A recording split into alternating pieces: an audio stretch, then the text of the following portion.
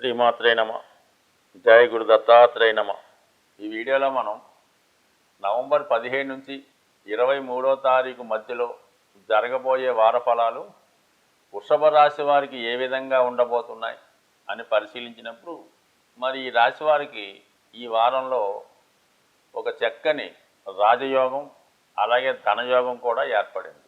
దానితో విక్రమ స్థానంలో ఏర్పడినటువంటి యోగం వల్ల జాతకుడు తనకు ఎవరు అడ్డు వచ్చినా వారిపై ఆధిక్యత సాధించి విజయం సాధించే అవకాశం ఉంటుంది. ముఖ్యంగా కుజుడు 3వ స్థానంలో సంచరించడం అన్నది ఈ రాశి వారికి చాలా వరకు విజయ అవకాశాలు ఎక్కువగా రావడం జరుగుతూ ఉంటుంది. అంటే ముఖ్యంగా ఎవరైతే పోటీకి సంబంధించిన వృత్తుల్లో ఉంటారో లేదా క్రీడారంగం పోలీస్ సంబంధించిన వాటిలో ఉద్యోగం కొరకు ప్రయత్నం చేస్తున్న వారికి ఖచ్చితంగా విజయ అవకాశాలు వచ్చే అవకాశం ఉంది. అలాగే ఏదైనా పోటీ రంగం, అది వివాహ సంబంధించిన విషయాల్లో మీరు ఎవరితో అన్నా పోటీ పడవచ్చు, వృత్తి వ్యవహారాల్లో పోటీ పడవచ్చు, మార్కెటింగ్ రంగంలో ఉన్నవాళ్ళు తమ టార్గెట్ రీచ్ అయ్యే ప్రయత్నంలో పోటీ పడవచ్చు.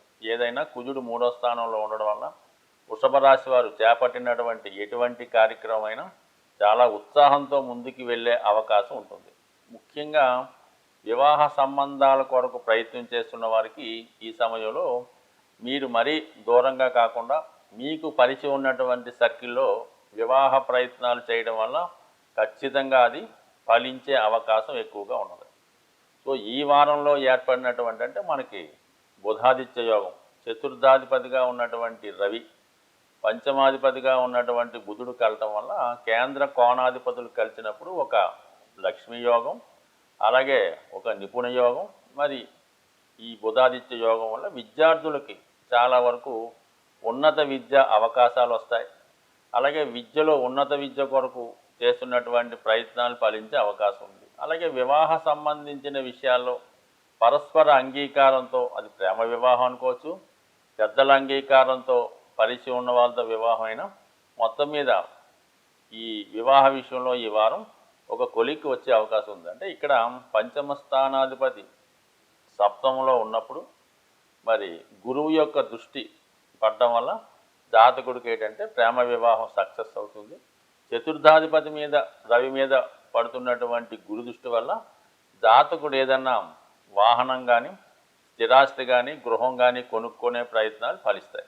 సాధారణంగా ఏంటంటే రవి యొక్క ఇన్వాల్వ్మెంట్ ఉన్నప్పుడు మీరు ఏదైనా ప్రభుత్వ రుణం ప్రయత్నం చేస్తుంటే మీ యొక్క అవసరాలకి ప్రభుత్వ రుణం కూడా లభించే అవకాశం ఉంది. అంటే ఇక్కడ ఈ వృషభ రాశి వారికి లాభాధిపతిగా ఉన్నటువంటి గురువు రాశిలో సంచరించడం ఏముందంటే ఆర్థిక సంబంధించిన విషయాల్లో చాలా వరకు సహకరిస్తుంటాడు.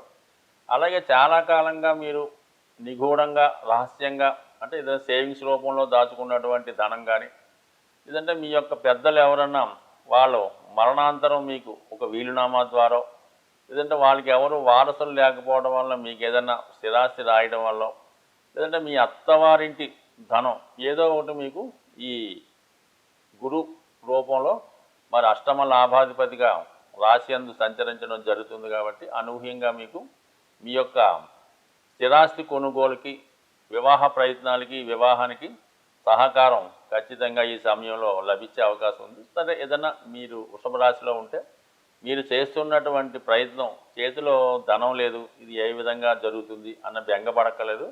మీరు అది మంచి కార్యక్రమం అయితే మీరు మీ దగ్గర ఉన్నటువంటి స్వల్ప ధనంతో అయినా ఆ పని ప్రారంభిస్తే ఆ కార్యం మీకు చాలా విజయవంతంగా పూర్తయ్యే అవకాశాలు చాలా బలంగా రావడం జరుగుతుంది. ఇది ముఖ్యంగా స్త్రీలకి చాలా విలువైనటువంటి రాజయోగం లాంటి యోగం ఏర్పడింది. అంటే అష్టమ స్థానంలో శుక్రగ్రహ సంచారం వల్ల ఏంటంటే స్త్రీలకి మాంగళ్య బలం పెరుగుతూ ఉంటుంది.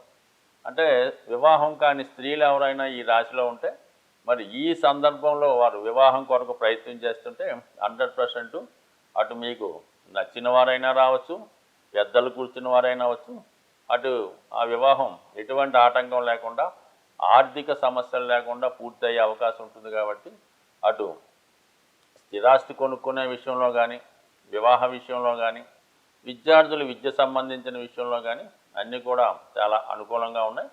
దాంతో కుజుడు కూడా మీకు 3వ స్థానంలో సంచరించడం అన్నది జాతకుడు చాలా ఉత్సాహంగా ముందుకెళ్ళి తన కార్యక్రమాలు చేపట్టుకోవడానికి కుజుడు కూడా తోడవడం జరుగుతుంది. సరే, ముఖ్యంగా విషయం ఏంటంటే దశమ స్థానంలో ఉన్నటువంటి శని భగవానుడికి వ్యయాధిపతిగా ఉన్నటువంటి కుజుడు తృతీయ స్థానంలో సంచరించడం, ఈ శని కుజుల మధ్య వచ్చినటువంటి షష్టాష్టక స్థితి ముఖ్యంగా ఉద్యోగ సంబంధించిన విషయాల్లో జాతకుడికి అనూహ్యంగా ఉద్యోగంలో మార్పులు కానీ, ఉద్యోగంలో ఏదైనా ఇబ్బంది కలగడం కానీ, అనుకోకుండా ఉద్యోగానికి వదిలివేసి రావడం కానీ, వేరే కారణాల వల్ల ఉద్యోగం పోవడం కానీ జరిగే సూచనలు ఉన్నాయి. కాబట్టి ఏది ఎలా ఉన్నా సరే వృషభ రాశి వారు మాత్రం ఖచ్చితంగా ఉద్యోగ విషయాల్లో చాలా జాగ్రత్తగా అబ్జర్వ్ చేసుకోవాలి. ఎటువంటి ఇబ్బందులు రాకుండా అధికారులతో చాలా స్నేహభావంతో మెదులుతూ చాలా వరకు ఉద్యోగ భద్రత ఇంపార్టెంట్గా ఈ రాశివారు ఈ రాబోయే కుజుడు మనకి ఈ కర్కాటక రాశిలో సంచరిస్తున్నంత వరకు ఉద్యోగ సంబంధించిన విషయంలో చాలా అప్రమత్తంగా జాగ్రత్తగా ఉండాలి. ఎటువంటి పొరపాట్లకి అజాగ్రత్తకి తావు లేకుండా జాగ్రత్తగా ఉండడం మంచిది. సాధారణంగా గ్రహాల యొక్క స్థితిని అనుసరించి కొన్ని ప్రయత్నాలు అనుకూలించే అవకాశం ఉంటుంది. మరి ప్రస్తుతం కుజగ్రహం నీచ స్థితిలో ఉన్నప్పటికీ కూడా సహజ చతుర్థ స్థానంలో ఉండడం వల్ల చాలా వరకు భూముల యొక్క స్థిరాస్తుల యొక్క విలువ స్థిరంగా ఉండే అవకాశం ఉన్నది. ఆ కారణం వల్ల ఎవరైతే సొంత గృహం కొరకు ప్రయత్నం చేస్తున్నారో వాళ్ళకి రాబోయే 3 నెలలు చాలా అనుకూలించే అవకాశం ఉంటుంది. సో దానివల్ల ఎవరైతే సొంత గృహం కోసం ప్రయత్నం చేస్తున్నారో వాళ్ళు మరి రేపు మనకి ఈ నవంబరు 18వ తారీఖున వస్తున్నటువంటి సంకష్టార చతుర్థి, ఆ రోజు విధి విధానంగా విఘ్నేశ్వరుణ్ణి గరికతో అర్చించడం, లేదంటే ఏదైనా దేవాలయంలో అక్కడ చేస్తున్నటువంటి పూజల్లో పాల్గొనడం, మరి కొన్ని దేవాలయాల్లో గణపతి హోమం, అలాగే సాయంకాలం పూట గణపతి యొక్క అభిషేకం 2 చేయించుకొని ఆ రోజు ఒక దీక్షతో మనం ఎలాగైనా ఒక గృహాన్ని కొనుక్కోవాలని సంకల్పంతో ఒక నిర్ణయాన్ని తీసుకొని ఆ రోజు నుంచి ఏంటంటే ప్రతి మంగళవారం మీరు సుబ్రహ్మణ్య స్వామి ఆలయాన్ని కానీ, హనుమాన్ ఆలయాన్ని కానీ, లేదంటే లక్ష్మీ నరసింహస్వామి ఆలయాన్ని దర్శించడం వల్ల మరి అలాగే